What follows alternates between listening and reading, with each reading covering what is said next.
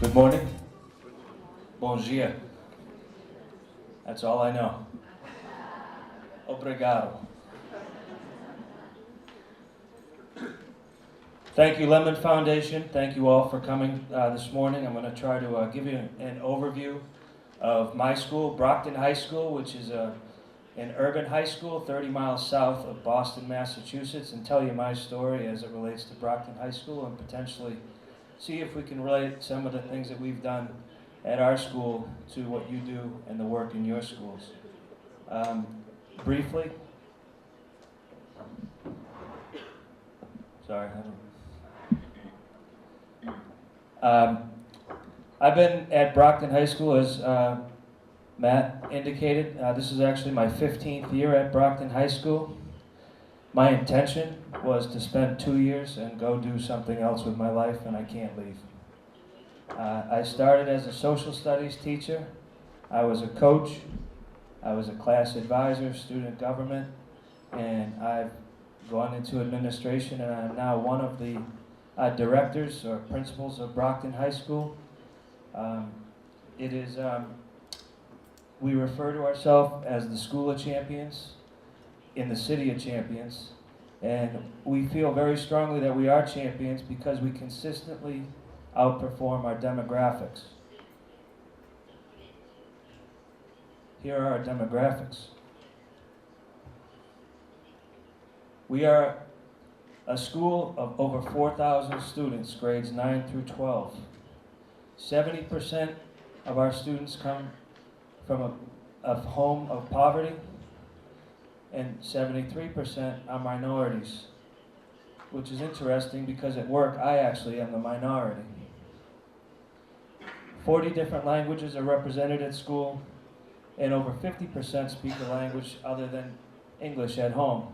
Our largest immigrant population is Cape Verde. We have many students from Cape Verde who speak Portuguese Creole. And many of them arrive in the transitional bilingual program, which consists of 12% of our student population. Throughout the presentation, I have tried to include pictures of who we are at Brockton High School.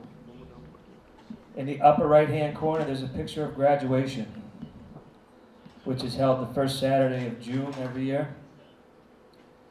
For many of our students, they are the first in their family to graduate from high school. It is an amazing day at Brockton High School. We graduate nearly 1,000 students every June. We use our stadium and 10,000 people attend. We have people in the community attend graduation that don't even have students at Brockton High School. They just think it's such a great day. On the lower left-hand corner, you see students dancing. Well, that's what they are doing. There's a community member who volunteers every Monday night during the seniors' year to teach them how to ballroom dance. And I don't know how teenagers dance in Brazil, but in America they don't ballroom dance. You know, they're doing the other moves. But this strongly that one of the things students should get to know is how to ballroom dance, and he volunteers his time, and the program has taken hold. So I'm going to the graduation, as I alluded to earlier, this is my friend Pierre Barreau. This is taken from last year's graduation. Pierre arrived in Brockton 2 years ago from Haiti, and he was living with a family friend. Last year, when the earthquake hit Haiti, my office was informed, and then I had to inform Pierre. He lay on the floor and he wailed. And there is nothing in any book that teaches you how to deal with that. Pierre is very special to me, but for us, it's rigor. It's about pushing kids. It's about making school relevant for them. But importantly, it's about relationships and caring for people. The bond that Pierre and I formed is wonderful. We're still in contact. He is now in college. Locally, he plays soccer, which I understand might be a popular sport here in Brazil. But We don't allow kids to fail. We can't. Matt alluded to earlier education reform, and in the United States we've had plenty. Just a brief overview. In 1983, a study was commissioned by President Reagan, A Nation at Risk, which showed that the United States was failing our students. I picked up the newspaper this morning in Brazil, and I see the same type of concern. In Massachusetts in 1993, we implemented a test called MCAS. I don't know, it's a state test, and that we call it MCAS. And in 1998, students had to pass this test to graduate from high school. And as Matt alluded to earlier, in 2001, President Bush implemented No Child Left Behind. And that ushered in an era of accountability that prior to 2001 did not exist. I started teaching in Brockton in 1996, and I can tell you that teachers taught whatever they wanted. If someone enjoyed snakes, they could teach a month on snakes.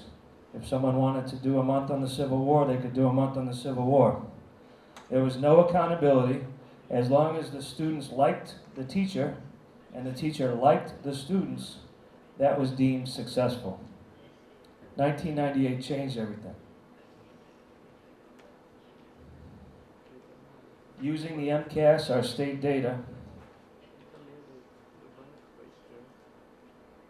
we faced a failure rate in English language arts of 44% and in math of 75%.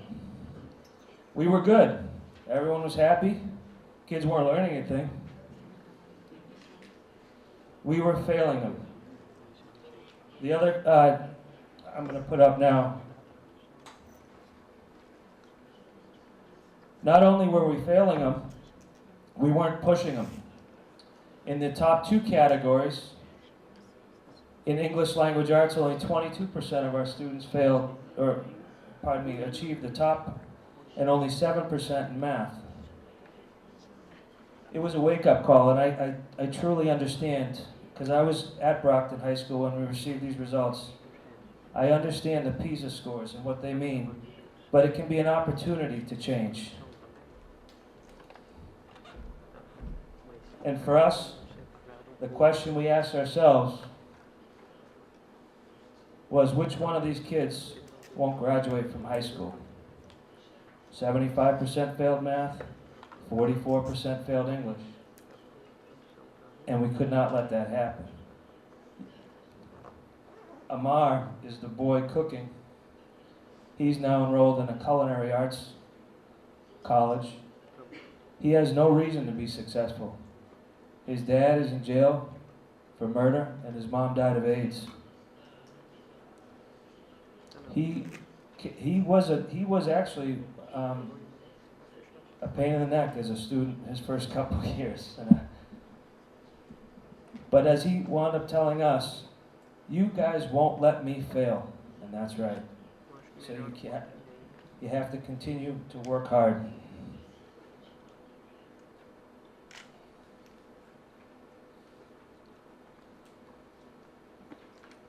Actually, I want to, if you could show the first video. We're sort of out of place but I want to show you, let me just introduce it briefly. Last year, President Obama offered to come to a university, high school for commencement, and this is our application.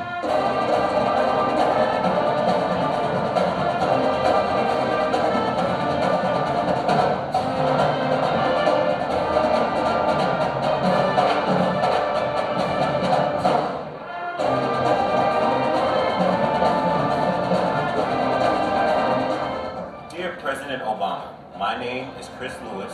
My name is Jade Perkins. And we would like to take this opportunity to invite you to share with us the most special day here at Boxer Country, the graduation of the class of 2010 from Brockton High School. We write this to you with the hopes that you will come and see firsthand all the things we have known for such a long time. The Brockton High School is a school of champions with an immeasurable sense of pride and a unique culture and character. It is where academic rigor and relationships are our focus, and where we take great pride in defining the demographics, eliminating the achievement gap, and excelling in all that we do.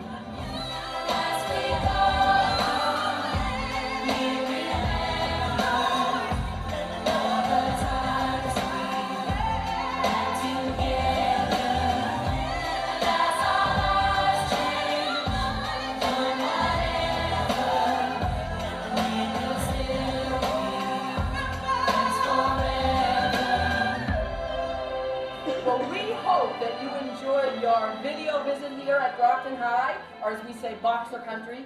But mostly, we hope that you accept our invitation for Saturday, June 5th. Go Boxers!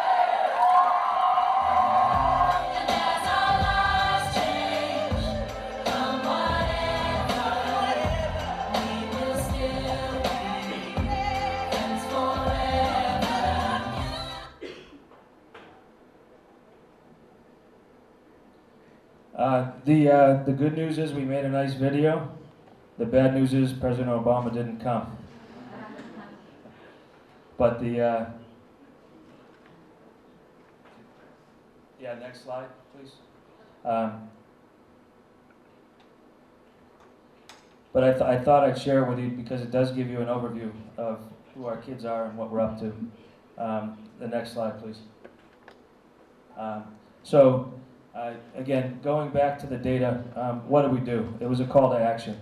The 5 components that I'll speak to briefly today, and we empowered a team. And if you saw just the video, the woman in the red coat, she is my superintendent, or my supervisor. She is incredible. I've worked with her for my 15 years at Brockton High School. She's worked there, she says 20, but it's been 10. She hasn't gone past 20 in the past 10 years, so maybe 30 years she's been there. And I'm going to go into who the team is. We've used data. It's not anecdotal. We need numbers to help drive instruction and to focus us. We demand literacy for all students and faculty. Provide professional development opportunities. We are a school, we're about adult learning as well as student learning. We monitor what happens. We monitor what the students are doing, but we also monitor what the teachers are doing in the classroom. No reform would take hold if it weren't for teachers and the instruction that happens in the classroom. And effectively, we've changed the culture. Back in 1998, when those first test scores came out, the attitude was, well, students have a right to fail. The principal at the time was disengaged and sort of nearing retirement and didn't really want to become involved in a process. We're 12 years later, the process still continues. It's hard work. There is no easy answer. But he did allow for a culture to develop, and that's the team that I alluded to earlier. When we started this team, we now are known as the Restructuring Committee. There were 8 of us that started it. Sue, the woman in the red coat, myself, and 6 other people saw the results and were horrified, and it was a call to action. Now, we still have this committee. We meet on Saturday mornings, monthly or bi-monthly, and then some afternoons after school. We have 60 people that want to apply to be on this committee because they see that it's the engine behind the school. We can only take 25, so that the culture has changed. People want to be part of the change. The team is comprised of people from all different departments. It's not just English, science. We have phys ed, music, art. Other important disciplines, you saw earlier the slide of Amar cooking. If it weren't for culinary arts at Brockton High School, he would have dropped out, and in 1998 we would have let him. We look for personal qualities in our team. Are the people honest? Are they trustworthy? Can they debate? Are they afraid their feelings will get hurt? I can tell you that that initial group of 8, we had some pretty good battles because we all had a vision of what we wanted, but of the 8, we had to unify as one. So the question often is, well, how do I get a team in my school? Pick your friends. It's not like there are 300 faculty members at Brockton High School, and in 1998, people were not eager to become part of the change. We were thought of as sort of these loony people, and that this was going to be just a fad. Ultimately, you need to pick people that are teacher leaders. Teachers, all people, I think, listen better to people that are doing their job. So if you find teachers that can inspire other teachers, we found it an effective way to grow change. That group of 8, what did we decide on? We first asked ourselves, what are we teaching? And the answer, like I told you earlier, was snakes, Constitution, World War II, whatever you wanted. And so we narrowed the focus. We defined a school-wide curriculum, and we decided that we would teach literacy for all. Reading, writing, speaking, and reasoning. It took us a year to come up with these visuals, which I can appreciate are difficult to see. I'm going to blow one up momentarily. But what we did under each of these, reading, writing, speaking, and reasoning, was to define criteria that we thought were important and that were transferable to all disciplines. So, for example, in writing, how does writing relate to English, math, science, social studies, and then the electives? You know, a lot of elective teachers, phys ed for example, would say, I don't teach writing, I'm a phys ed teacher, I teach soccer, I teach basketball. But we, at this point now, demand that all teachers teach reading, writing, speaking, and reasoning. I'm going to show you how we did it.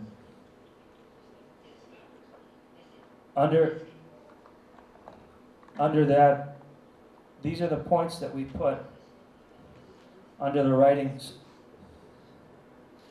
And you can see they're pretty generic. Writing to take notes, writing to explain one thinking. And now, jumping ahead, if I were to walk into a history class, my expectation is that I'm going to see a daily agenda, what's going to happen in class. I'm going to see a content objective, we're going to learn the cause of World War II. And I'm going to see a literacy objective in every single class. So for example, the literacy objective could be to take notes. If I walk into a phys ed class, I'm going to see an agenda, a content objective, and a literacy objective. If they're going to be working on free throws, students can count how many shots they get in. And then they can write about what helped them get the shot in. So it's about writing, reading, speaking, and reasoning. So this group of 8, we thought we were great. We actually called ourselves the Grade 8. No one else did. Our next steps, we brought they're now posters, but at the time they were pieces of paper. We brought them into interdisciplinary groups for approval and review. Each of the 8 of us presented to a group of our colleagues, because again, we were not leaders at the school at this time. And the questions we asked were, what is required of your students in your class? Does this chart make sense? Is this skill something that everyone can understand? And is this skill applicable to all content areas? That was a turning point because people understood what we were up to. It was an opportunity for them to provide feedback to us. We did implement some of the feedback,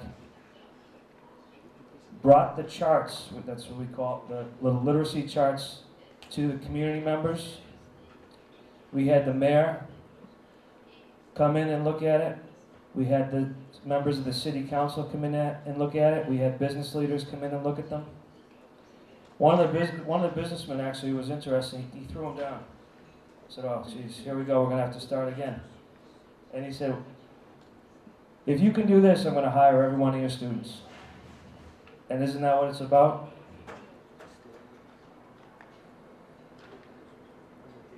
So that was initially how the literacy came to be. Since that time, our staff meetings have become literacy trainings. All teachers are trained in literacy and how to teach reading, writing, speaking, and reasoning. As a social studies teacher myself, I did not know how to teach reading effectively. My answer, student would come in having read something, a primary source document, and my answer was, read it again. I didn't know how to do it.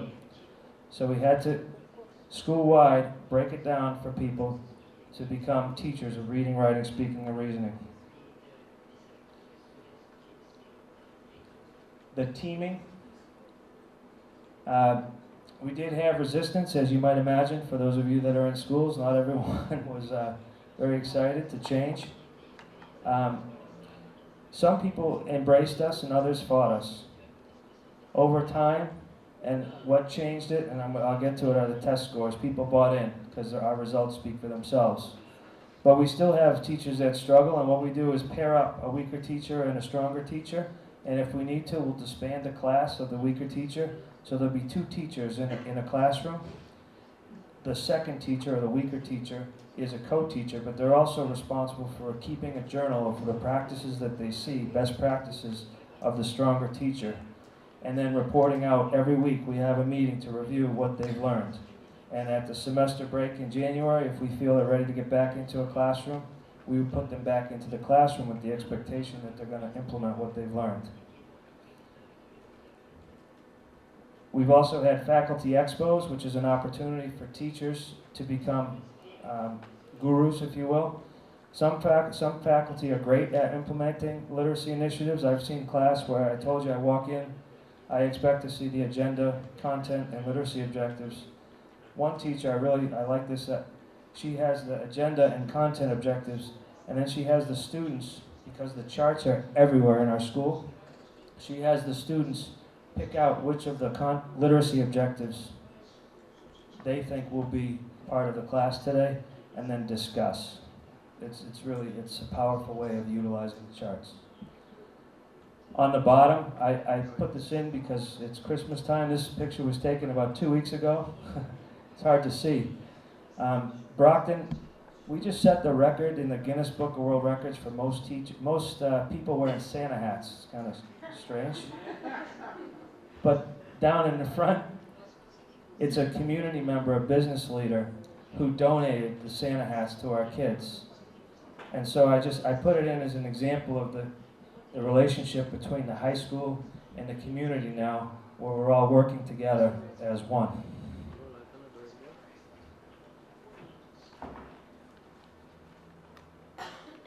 Our professional development model, we don't have many meetings. We have 2 meetings a month. We have a very strong union, and each meeting is probably 45 minutes in reality. So what do? We use restructuring committee members, remember I told you there are now 25 of those folks, to act as a facilitator of a discussion group of 15 or so people. And we train, we call it train the trainer. But in our restructuring meetings, we write scripts so that each person is then delivering the same message to all faculty. With 300 faculty, it would take up this entire auditorium. Plus, we found that the smaller groups work better. A quick side note, because one of the questions is, well, what do you do with all the faculty who don't necessarily buy in?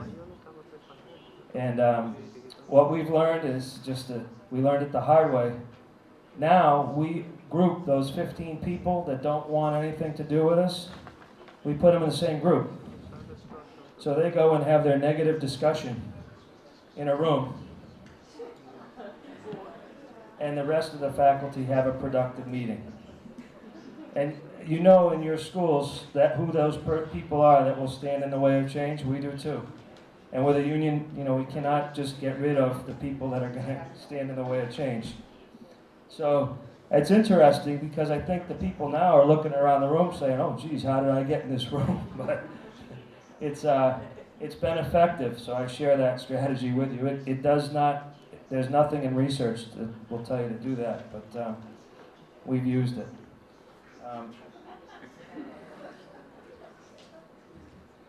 We also have a calendar, and I'll share that with you. It goes to the monitoring piece. We collect student work all the time. We ask teachers to submit student work to us so that we review it, so that we can see growth from the students, but we also want to monitor the teachers. So this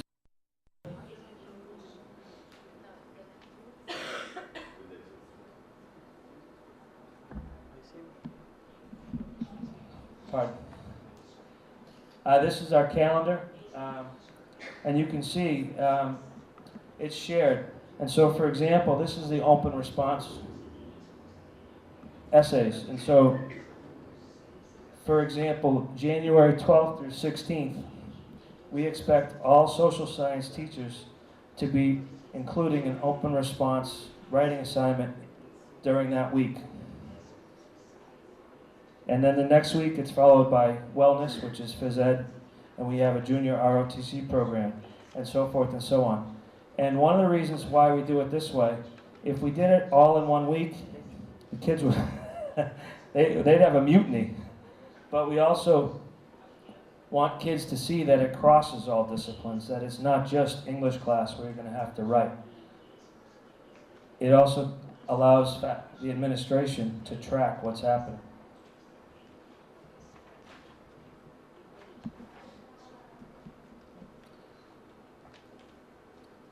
One of the ways we keep track of what's happening is by having standardized assessment. We use the term rubrics, and I'd be happy to share. I have a lot of other pieces of information, but a rubric is the tool that we use. Students can grade themselves, teachers can grade students. It's a common tool across all disciplines. As I told you, we implement according to a calendar. The administration team, there's a group of us that we walk through classes. I'm in classes all the time.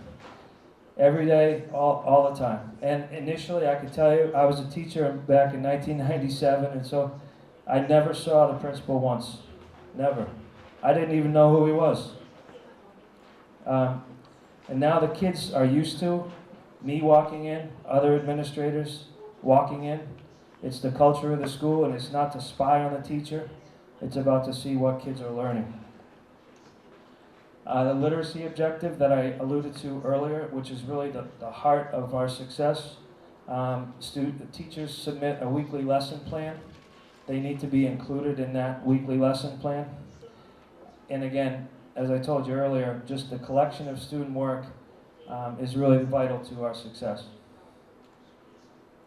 We have high expectations and we don't use any excuses. It costs nothing to change what you expect. We offer advanced placement. We offer an IBO, International Baccalaureate program. And over time, it's been a school-wide paradigm shift. We do not allow students to fail. We don't make excuses because of money. We don't have any. So we treat all students with the same expectation that they're going to receive the best education that they can to move forward. There's a money slide. Matt's my economics professor here. Brockton is in the red. We spend approximately $12,000 per year per kid. And my friend from Harvard is at the top of the list here.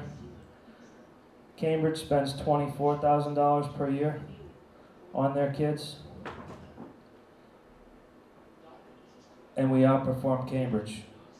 If you see on the right-hand side, 88 to 87.5. A win is a win. I don't care by how much.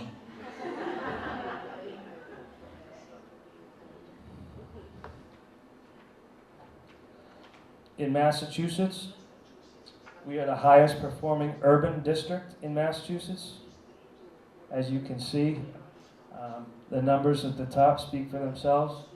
I'd also show you on the bottom, you see our name again, Brockton in red. And if you follow it over,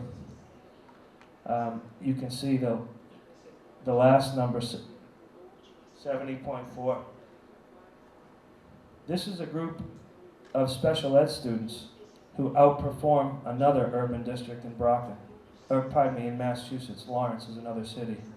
So when we talk about equity for all, it does not mean the highest performers or the lowest performers, it's everyone. That said, I'm going to need to help you with this slide a little bit. This past year, Brockton's received much notoriety. Harvard has a way of doing that, by the way. Professor at Harvard, Ron Ferguson, looks at the achievement gap and closing the achievement gap. And so he studied every single school in Massachusetts, and he found that Brockton High School is the school that moves all kids the most. And let me explain. The light blue graph that you see is our Brockton kids, same kids in 8th grade.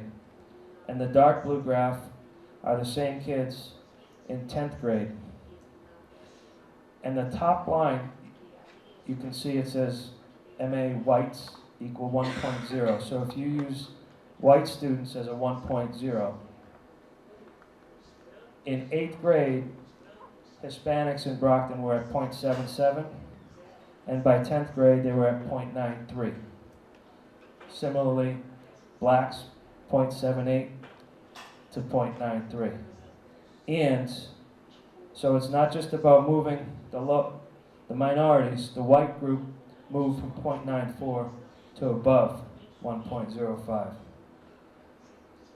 And that data has become powerful and validating after 12 years of hard work.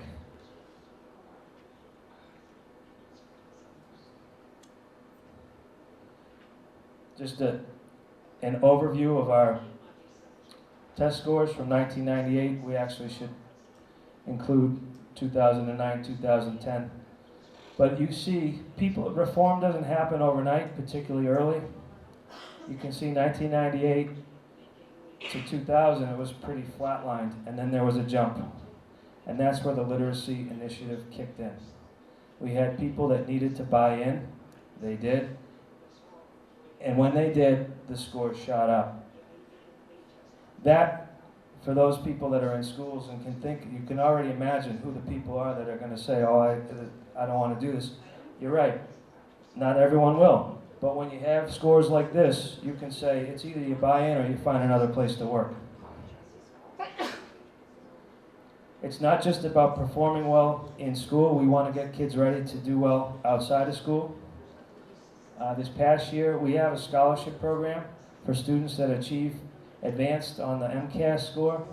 They receive a 4-year tuition scholarship to any state or state college or university. We had 25% of our senior class receive this prestigious scholarship. The data that I'd highlight would be the black population. At Brockton High School was 36%, and the red in parentheses, 4.6%, that's the state average. What we like to say is that if without us, the state average would probably be a lot lower. And you can see also with the low income, the same type of impact that we're having on our students.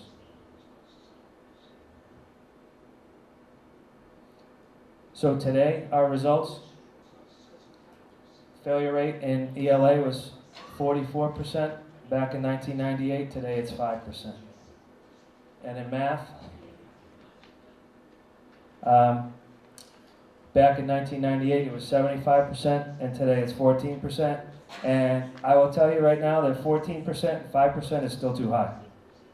So when we talk about using data, we're still looking at what kinds of problems are tripping up the students. How can we better teach the students? 14% is way too high, and 5% again is unacceptable. But again, it's not just about passing the exam. It's about pushing kids, stretching them, making them comfortable.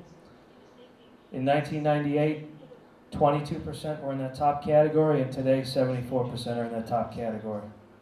And in math, this is even more impressive, I think, 7% to 61%. And so we're very proud that there's no shortcut to this. It's been 12 years of hard work. But you talked about the Brazilian newspaper this morning. This past fall, the New York Times highlighted us, and to be on the front page of the New York Times.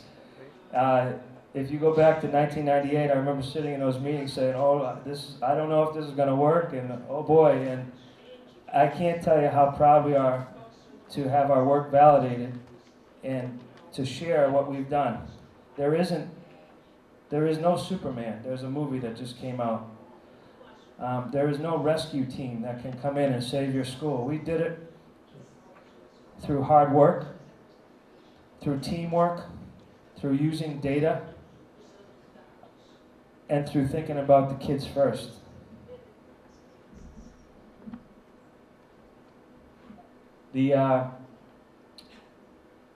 Actually, video 2, I just want to share with you, there's a 3-minute clip, and I understand translation piece. The CBS Evening News with Katie Couric called, and they came and they were there. It's amazing, they edit things down. They were there for 3 days, and they came up with a 3-minute piece, so I want to share it with you. Smaller schools, believing that schools with large enrollments are simply too big and too impersonal to do the job. Now, one innovative high school near Boston is challenging that view. Bianca Solozano has the latest installments in our series, Reading, Writing, and Reform. Have fun, have fun. They call her Dr. Zach. Principal Susan Zakowitz is Brockton High School's #1 cheerleader. Good job, good job. And a driving force behind an academic turnaround the experts said could not be done because the school was just too big. I believe people expect us to fail. A large urban high school, 4,200 kids are here right now, and they come from great poverty, but I want them to fight. Brockton's battle began in 1998 when the state of Massachusetts introduced an exam that all high school students had to pass in order to graduate. We had 44% failing English and 75% failing math. So the school was in trouble. Desperate, Zakowitz came up with a plan. A small committee of teachers meeting on Saturday mornings engineered a back-to-basics curriculum they call the Literacy Initiative. At its core, reading, speaking, reasoning, and most importantly, writing. Writing is thinking. Once they started the writing, they started learning the material better. Writing doesn't stop at English class. The choir writes about a composer. The band writes about music. Even in gym class, Complete sentences. pencils fly. Every day, every class, no exceptions. Full sentence questions. Not everyone loved the idea. I would say I was a doubting Thomas, but as you can see from our test scores, it's really made a difference. Is the background? Over 12 years, the improvement has been dramatic. In English, a 44% failure rate dropped to 5%. In math, a 77% failure rate dropped to 15%. The students were an even tougher crowd. Honestly, I hated it. I thought it was tedious. Basketball player Neffy Marsh rolled her eyes at first. Even though it's just warm-ups, I feel the pressure already. But now she says it has upped her game on all fronts. Everything's clearer, actually. There are times when I'm on the court, so when I'm inside making my bed. It's crazy. Literacy objectives get to you. They creep up on you. It prepared me for the SATs. It prepared me for life in general and how to communicate. Tatiana, initially described by her teachers as a total nightmare, Othello used to be a servant. is now college bound. From what I was and then who I became is like, wow, I'm really proud of myself. I think that what you see here are kids that think it's cool to be smart. The method is supported by the Teachers Union and is being studied by Harvard University. The bottom line for Brockton students is a brighter future. Students don't have a right to fail. We have an obligation to make sure they don't. And that is something to cheer about. Bianca Solorzano, CBS News, Brockton, Massachusetts.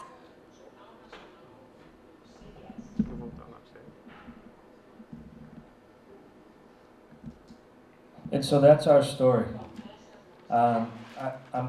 Thank you for listening. I'm happy to share what we've done. I think we have some time if we can answer questions.